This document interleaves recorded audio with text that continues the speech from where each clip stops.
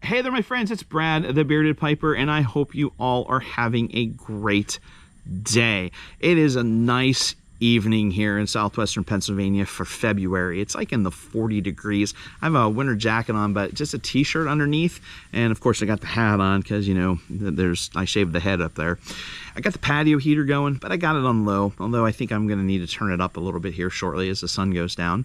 And I am enjoying some Vaughn Traditions number 2, which is a Virginia Perique Kentucky blend in a Brigham Heritage Canadian, and I really like this pipe. It's a great pipe. I really do enjoy it, but unfortunately it doesn't fit in the sunglass. I use a sunglass organizer for my normal rotation of pipes, and this is too long to fit in there, so I often forget that I have it. And today I thought, you know, I really want to get a Brigham tonight, because I find that distillator, especially in the cold, really helps with the moisture content and keeps it a cooler, drier experience. And I'm like, I want that Canadian, and then I got it out of the shoebox where I keep my extra pipes in a couple shoe boxes. I need to get something better than that, but that's just the way it is until I eventually someday come up with building the room in the basement. That's just where they're gonna sit. So, but have you ever done something, put something together, realize it's not your best work, it's not a representation of who you are, what you are, anything like that, and then just turned it in anyway? I did that yesterday, and I put together a video. I recorded it in my living room. There was a lot of echoes. There was some buzzing in the background. I don't know where that came from, and it was very choppy. I had to cut here and cut there and cut here and paste this, and I bounced around, and I rambled, and I just didn't like the video. And then somehow I use a program called Filmora. It's Wondershare Filmora for my editing, and somehow, way, shape, or form, I managed to have 10 minutes of dead airspace, and then at the very end, another clip that I thought I deleted, or it was already in there. It was just a mess. So my buddy John called to tell me about the 10 minutes of dead airspace, and my buddy Noah from at Noah's House, he let me know about it, and I'm like, you know what? I just need to take this video down, and I need to start all over again. So that's what I'm doing. I'm starting all over again, and I'm going to tell you about some goodies that I got on Monday. But before I do, let me give you a little bit of a backstory. If you're not familiar with what's been going on, a friend of ours, Bill, passed away 2 years ago, and his son is started a couple months ago. It was in the fall. It started going through his pipe collection and other aspects of his estate. And my buddy John, who is my pipe mentor, has been helping his son to make sure that his son gets the value out of the items that Bill had that they're worth. And you know, and that's a big thing. I always tell my wife, if something happens to me, make sure that you sell my pipes for what they're worth and not what I told you I paid for them, because there's a big difference there, right? You know, we all know that there's a big difference there. So John called me last week, and he knows that my goal this year is to read more. Well, actually, it's just to become a reader, and I've actually become a pretty avid reader so far this year. And he asked me if I'd be interested in some of Bill's book collection. And Bill had a number of Tolkien books, and he had a number of Sherlock Holmes books. And this is going to make everybody go, but I'm going to make you all go, I'm not a humongous fan of fantasy writing, and a lot of that has to go with my ADHD. So in college, believe it or not, with me not being an avid reader, I was only one course, 3 credits away from having an English literature minor in my bachelor's degree. I took a poetry class, an American authors class, which was American writers, or authors, writers, the same thing. We read Western novels. I took a class where we read the Iliad and the Odyssey, and I took a class with fantasy writers, which we read Tolkien's The Hobbit and the Lord of the Ring trilogies. Now, this is before it was all cool and before the movies. This was back in 1990, somewhere between 91 and when I graduated in 94. Somewhere in there is when I took these classes, and I told John that I would definitely be interested in the Sherlock Holmes books, but not the Tolkien books, because I would want them to go. I didn't want to take them just so I had them. I want them to go to somebody who's going to enjoy them for what they are and what they're, what it's about. So John's like, okay, well, I'll see what I can get for you. So then on Sunday, this was last week, he called me about the books. On Sunday, which today is Wednesday, so it was a couple days ago, he called and asked me if I'd be interested in some meerschaum pipes. And I didn't own a meerschaum pipe. And I said, absolutely, I'd be interested in some meerschaum pipes, as long as the price was right. So he's like, well, we'll figure that out whenever you come. But I'm going to need you to stop by the house, because these books that I have for you is a lot for me to lug to and from the Pipe Club meeting coming up this Saturday. So I'm like, okay. John only lives like 30 minutes from the house. So I met up with him on Monday, and we had a pipe of McClellan 5100 and 5105. It was a 50-50 mix, and it was so good. It was delicious. And we chatted, and he showed me the meerschaum pipes that he had from Bill's collection. Now, I think he had 8 pipes there altogether, and some of them were really nice and really fancy, and 2 of them were Figaro heads, and they were signed by the artist. And then he had a couple other ones, and one of them our friend Homer was interested in, but Homer said if I wanted it, he would have no problems with that. But I didn't want to take that pipe away from Homer, because of the other one I really, really liked.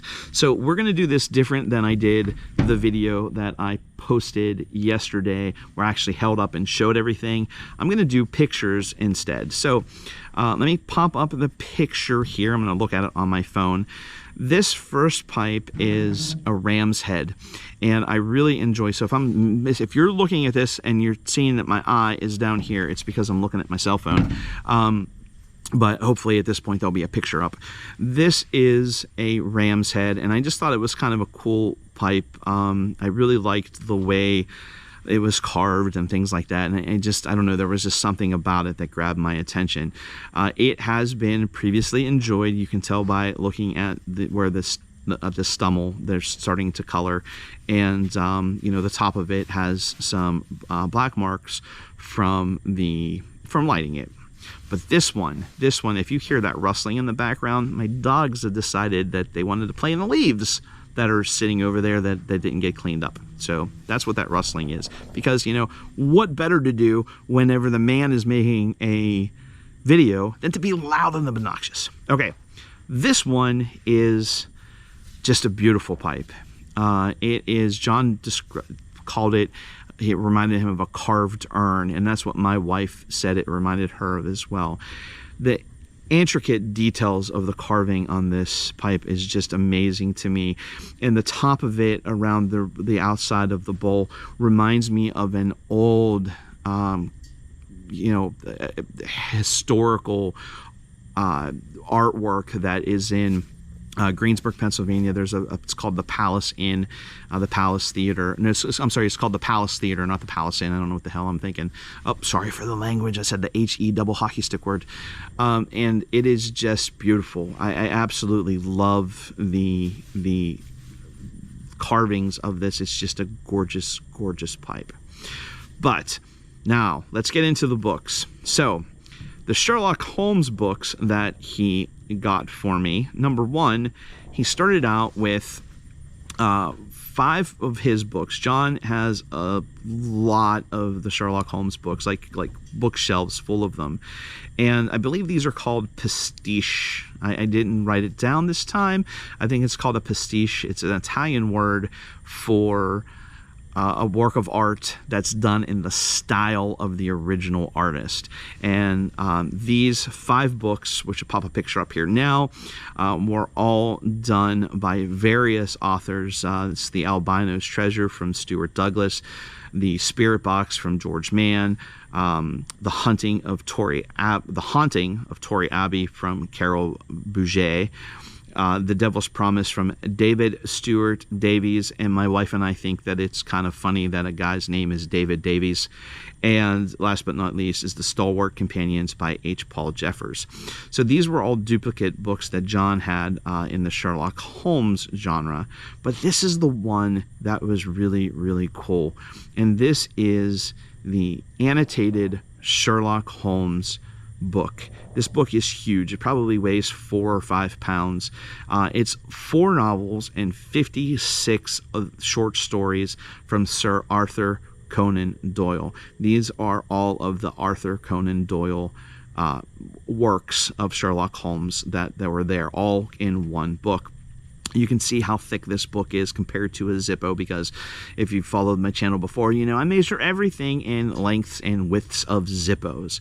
So it's huge, and it includes the original, not the original, but it includes the illustrations that were in the original papers when the Sherlock Holmes short stories were published back in like a long time ago. I don't know enough about to tell you what dates they are, but it's a long time ago.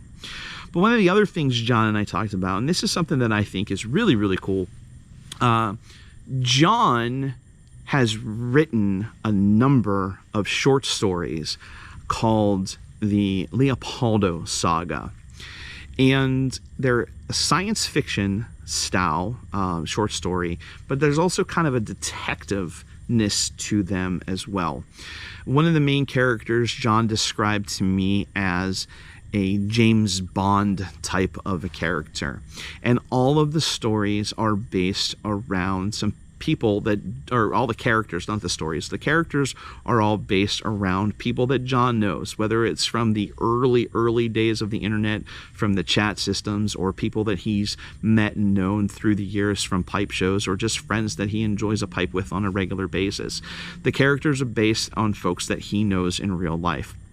A lot of the stories and things are based on items and things that he has seen in real life, but they're all based in our hobby / lifestyle of pipe smoking. And they're really, really cool, and I can't wait to start reading them. The book that I'm showing you here right now is John had, I think it's the first 13 stories. He had them printed and bound, and he took them to some pipe shows and sold them. And the articles were actually posted in the Kansas City Pipe Club's newsletter monthly until they gone through all of them. And there's more than 13. And they're all available for you to enjoy free on Pipedia. And let me pop up a screenshot here of Pipedia, and you can just click on any of these links down here, and it will take you right to a free PDF so you can read them for free as well. And they seem to be a lot of fun. In fact, one of the stories that he shared with me is when John puts a pipe cleaner down his pipe, he twists it. And one of the stories that comes into play that they were able to detect who the bad guy was based off of how he used his pipe cleaner. And I don't want to ruin any of the stories for you by telling you the things that John said, even though I haven't read them yet. I'm planning on reading them here soon. So I will include a link down below to the Pipedia page. If you scroll down, you can see the links to read John's stories. And I think that's going to be really cool. In fact, once I start reading them, I might talk about them a little bit. And eventually, once I read some of them, I might even see if I can get John on camera so he can talk about what led him down the path, why he decided to write these stories, and you know, and tell you a little bit more about them. So that's it. This video is far above every aspect of the video that I posted and took down yesterday. Oh, way far above it. And I even made you go whenever I said that I'm not a big science fiction, or not science fiction, I'm not a big fantasy guy. I know it's really taboo in our piping lifestyle to say that you're not a big sci-fi, or I keep saying sci-fi, you're not a big fantasy guy, with The Lord of the Rings having such a pivotal weight on our hobby. So many people come into our hobby because of the Lord of the Rings trilogy. I've watched the videos or the movies, and I love them, and I enjoyed the books. But again, it's just, I didn't want to take those books that Bill had away from somebody who's going to enjoy them more than I did. So that's it, my friends. Those are my goodies. A really long video compared to what I normally do, but there are a lot of good goodies there. Hey, that could be a song. Good goodies. Good goodies. Maybe it was a song from the Beach Boys, who knows. But that's it. I'm going to finish enjoying, I'm going to actually turn my heater up a little bit, and I'm going to finish enjoying my Vaughn Traditions #2. And remember, it is better to pack your pipe light than it is to pack your pipe tight.